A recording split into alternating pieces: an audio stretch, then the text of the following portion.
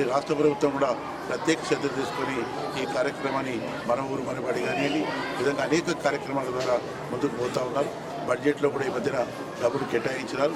మరి కేంద్ర ప్రభుత్వం కూడా కొంత చేసేయాలనే ప్రయత్నం ఉన్నది. అందులో కేంద్ర ప్రభుత్వం చేసే దాంట్లో కూడా మా హై స్కూల్లో ఎన్నుకోబడ్డది. కాబట్టి భవిష్యత్తులో దీన్ని అవసరమైతే ఈనాడు ఈ మంత్రులకు చూపెట్టి దీన్ని ఒక జూనియర్ కళాశాలను చేయాలన్న ఆలోచన నాకు మొదటి నుంచి కూడా. మరి రంగారెడ్డి జిల్లాలో అందులో మేడ్చల్లో ప్రభుత్వ జూనియర్ కాలేజీ కానీ ప్రభుత్వ డిగ్రీ కాలేజీ లేదు.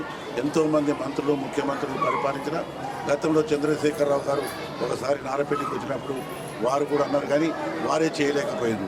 నేను తీసుకపోతే ఎందుకు చూదిరెడ్డి మనం 25 కోట్లు అయితే నెలకి ఎంత అవుతుంది, ప్రైవేటు మస్తు వచ్చినాయి కదా అంటే ఇక దాటవేసేది. ఆనాడు ఉన్నటువంటి కడియం శ్రీగారికి నాదేం లేదన్నా, ముఖ్యమంత్రి గారి దగ్గర ఫైల్ పెండింగ్ ఉంది, మనం ఏం చేయలేదన్నా అక్కడే దాటిపోయింది. కానీ ఇప్పటికైనా మనం కొంత శ్రద్ధ చేసి ఈ మధ్యనే కొన్ని స్కూళ్ళు ఇచ్చినారు, కాలేజీలు ఇచ్చినారు. తప్పకుండా జూనియర్ కాలేజ్ చేయాలనే ఆలోచన ఉంది.